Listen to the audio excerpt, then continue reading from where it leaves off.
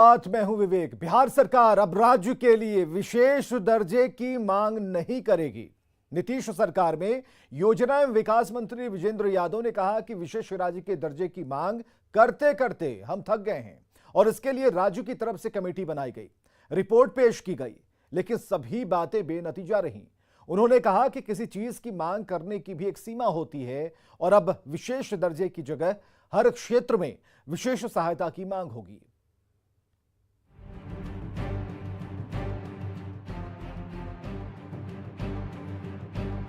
ये वीडियो 17 मार्च 2013 का है, जब दिल्ली के रामलीला मैदान में बिहार को विशेष राज्य का दर्जा दिलाने के लिए नीतीश कुमार ने अधिकार रैली की थी। बिहार को विशेष राज्य का दर्जा देने की मांग को मजबूती से उठाया गया था। ये मांग लगातार जेडीयू की तरफ से उठाया जाता रहा, लेकिन कोई खास नतीजा सामने नहीं आया। लिहाजा विशेष राज्य के दर्जे की मांग पर नरम जेडीयू अब केंद्र से विशेष पैकेज की उम्मीद कर रहा है, जैसा कि बिहार के योजना एवं विकास मंत्री विजेंद्र यादव ने साफ साफ कह दिया है। विशेष राज्य का दर्जा का मांग करते करते हम लोगों ने क्या कहते हैं कमेटी भी गठन हुआ, उसने भी रिपोर्ट दिया, लेकिन इसके बाद भी कोई नतीजा नहीं निकला। तब कितनी मांग की जाए? नहीं, विपक्ष कहता रहा है कि हम लोगों ने सर्वसम्मत से वो किया था, तो अब विपक्ष क्या कहता है? हम लोग जो एक सरकार में हैं, ये मांग की एक सीमा न होगी। 7-8 साल तक लगातार मांग कर भी की, तब कितने दिन अनवरत यही किया जाए, अपना काम कर रहे हैं। तो विशेष मदद की बात कर रहे हैं। विशेष मदद किस तरह की? सभी क्षेत्रों में विशेष मदद। दिल्ली में मौजूद पार्टी के राष्ट्रीय अध्यक्ष ललन सिंह और केंद्र में जेडीयू कोटे से मंत्री बने आरसीपी सिंह ने भी साफ साफ संकेत दिए हैं कि बिहार अब विशेष राज्य नहीं बल्कि विशेष पैकेज की मांग पर फोकस करेगा। सवाल है कि अब किसी राज्य को विशेष राज्य का दर्जा नहीं मिल रहा फाइनेंस कमीशन की रिपोर्ट के बाद। तो अब तो जो पैकेज की बात है, फाइनेंस कमीशन ने कहा है कि जो पिछड़े राज्य हैं उनको आर्थिक पैकेज मिलना चाहिए, तो आर्थिक पैकेज की बात हो रही है। आपको पता है ना कि बता दिए ना ललन बाबू कि भाई आप परिस्थितियां बदल चुकी हैं।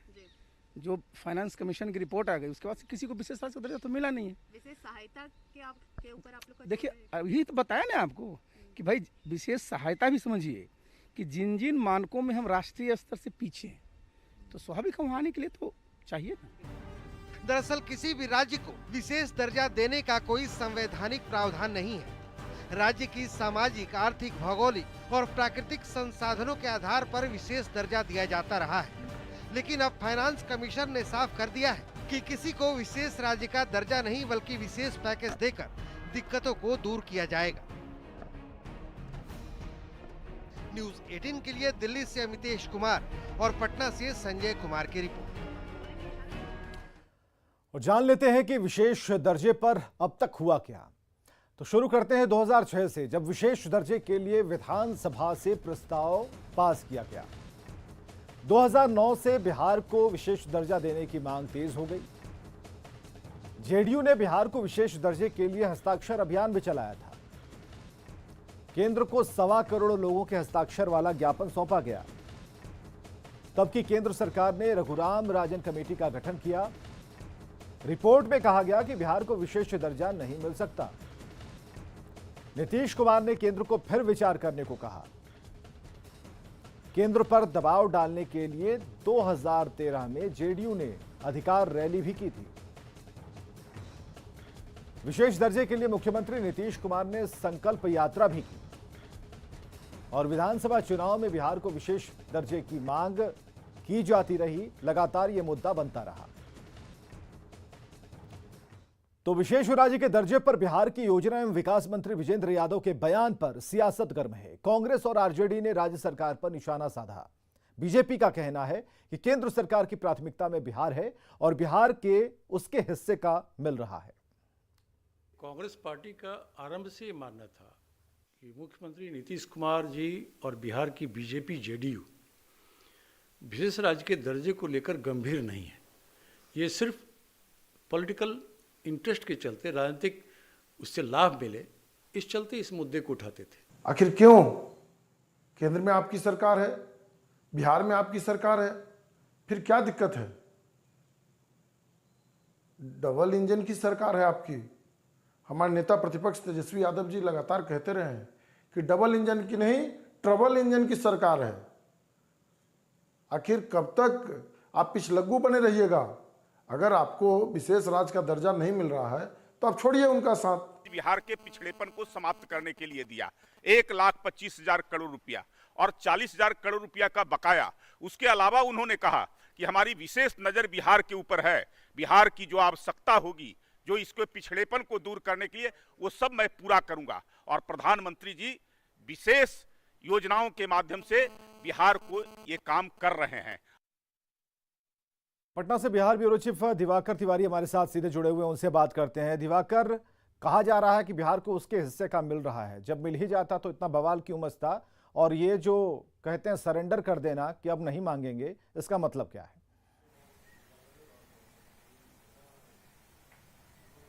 देखिए विवेक, हमें इस बात को समझनी होगी कि इस मुद्दे के पीछे क्या कुछ हो रहा है। ये जो मुद्दा है बस राजनीति का विषय बनकर रह गया है, क्योंकि आप देखिए कि 2013 में सितंबर में जब रघुराम राजन कमेटी की रिपोर्ट आई, उसमें सभी मानदंडों को खत्म कर दिया गया। जब स्पेशल कैटेगरी के लिए जो भी पैमाने थे उसको खत्म कर दिया गया और नया पैमाना बनाया गया, जो मल्टी डायमेंशनल जो सूचकांक है उसको तैयार किया गया और उन आधारों पर, उन कसौटियों पर जो राज्य इनलिस्टेड होते थे उनको उसी तरीके से मदद दी जाने लगी। रघुराम राजन ने जब कमेटी की रिपोर्ट पेश की थी तो उन्होंने कहा था कि स्पेशल कैटेगरी के सारे मानदंड किए जाते हैं और अब जो है 3 कैटेगरी में राज्यों को बांटा जाए। जो अल्प विकसित राज्य हैं उनको, उनकी एक सूची बनाई जाए, कम विकसित राज्यों की सूची बनाई जाए और अपेक्षाकृत जिन्होंने विकास किया है उनकी एक सूची बनाई जाए। तो उसमें बिहार और उड़ीसा को कम विकसित राज्यों की सूची में डाला गया। और रघुराम राजन जो मुख्य आर्थिक सलाहकार हैं थे उस समय तत्कालीन वित्त मंत्री के, और यूपीए की सरकार में जब रघुराम राजन को रिजर्व बैंक का भी बाद में गवर्नर बनाया गया। और रघुराम राजन के बारे में एक परसेप्शन है कि वो काफ़ी पढ़े लिखे और विशेषज्ञ थे आर्थिक विषयों के।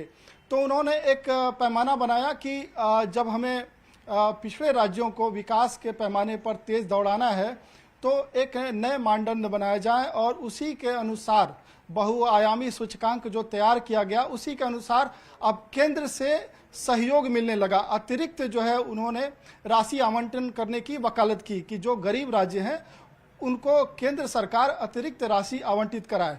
और उसके बाद ही आप देखिए कि जो 14th फाइनेंस कमीशन है उसकी भी रिपोर्ट आई और उन्होंने केंद्रीय करों में जो सेंट्रल पूल के टैक्सेस हैं उसमें हिस्सेदारी राज्यों की 32% से बढ़ा के 42% कर दी। तो दोनों रिपोर्ट को देखना होगा कि अब राज्यों को पहले के अपेक्षा ज्यादा केंद्र से आवंटन होने लगा राशि का, और बिहार को उसमें तवज्जो बात की जा रही है। क्या राज्य सरकार की तरफ से 2 चीजें एक बार में ही कही जा रही हैं?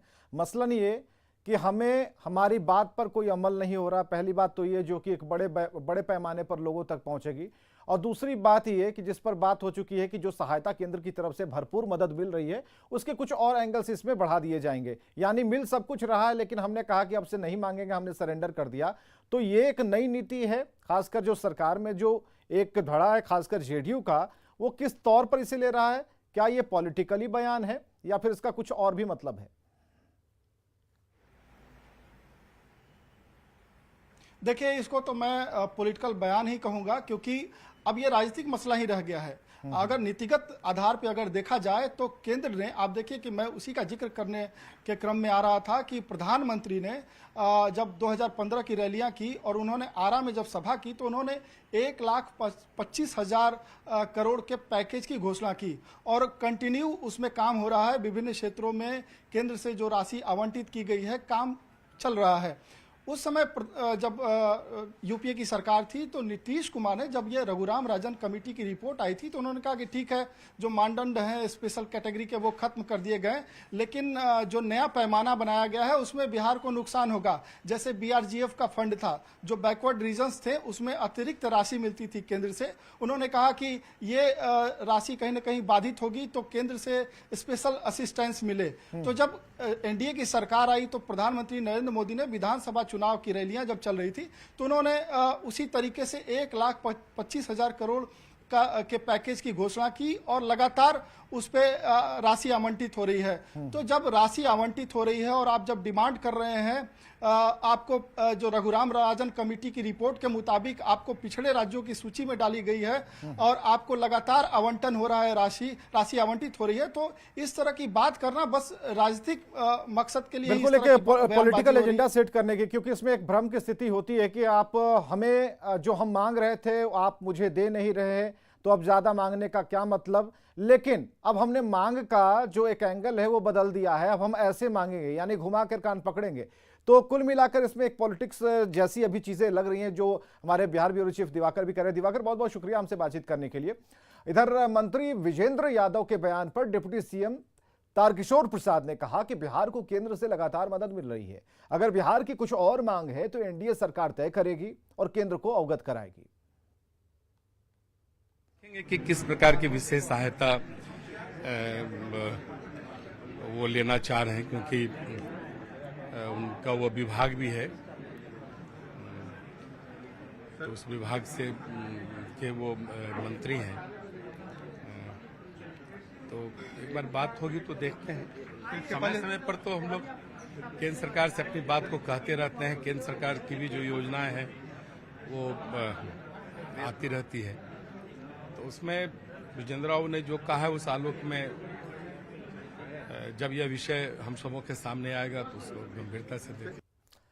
और इधर किसानों के समर्थन के नाम पर बुलाए गए बंद की अगर हम बात करें तो बिहार में कई जगहों पर हंगामा हुआ। बंद समर्थकों ने सड़कों पर आगजनी की, गाड़ियों के शीशे तोड़े, लोगों को जाने से रोका, बदसलूकी की। दिन भर लोग परेशान रहे। लेकिन हैरत की बात है कि जो लोग सड़कों पर हंगामा कर रहे थे उन्हें यह मालूम तक नहीं था कि बंद का मकसद है क्या।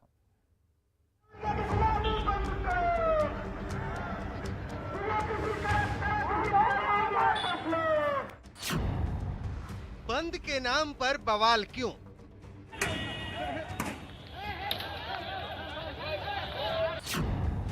किसानों के नाम पर कोहराम क्यों?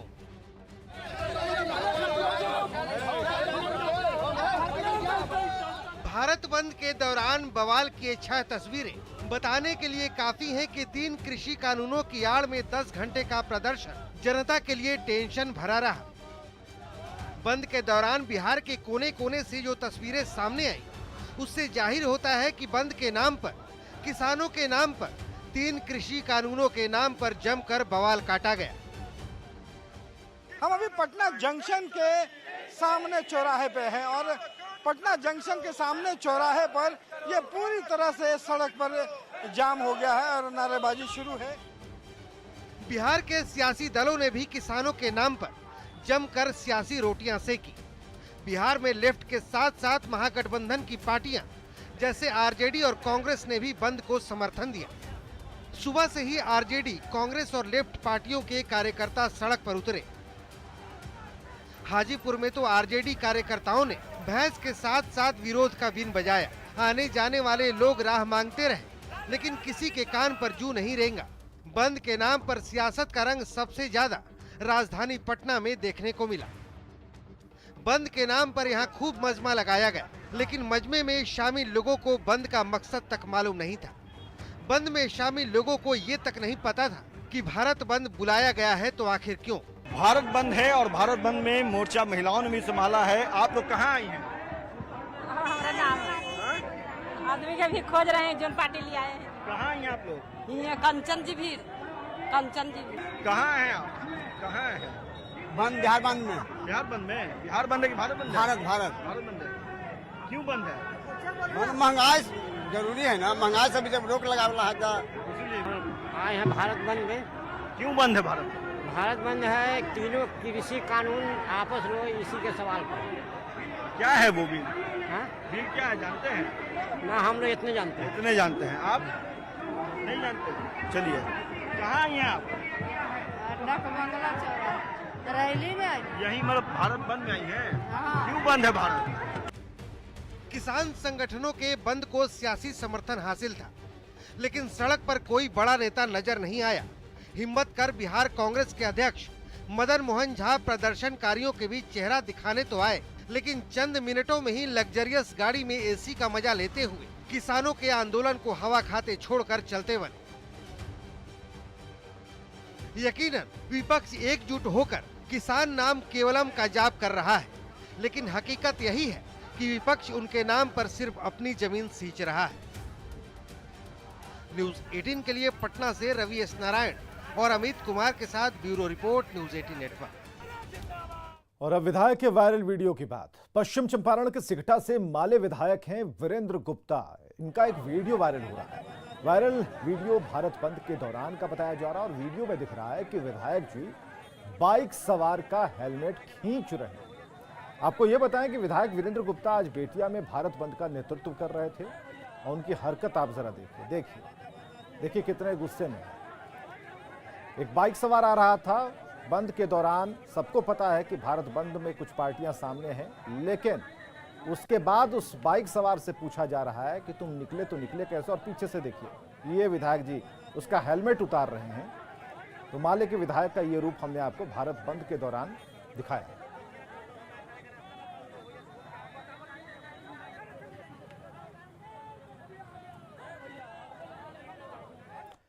इधर अररिया में मरीज की मौत से गुस्साए परिजनों ने डॉक्टर साहब पर दनादन घूंसों की बरसात कर दी। हेल्थ वर्कर पर चांटा जड़ दिया तो नाराज डॉक्टर हड़ताल पर चले गए।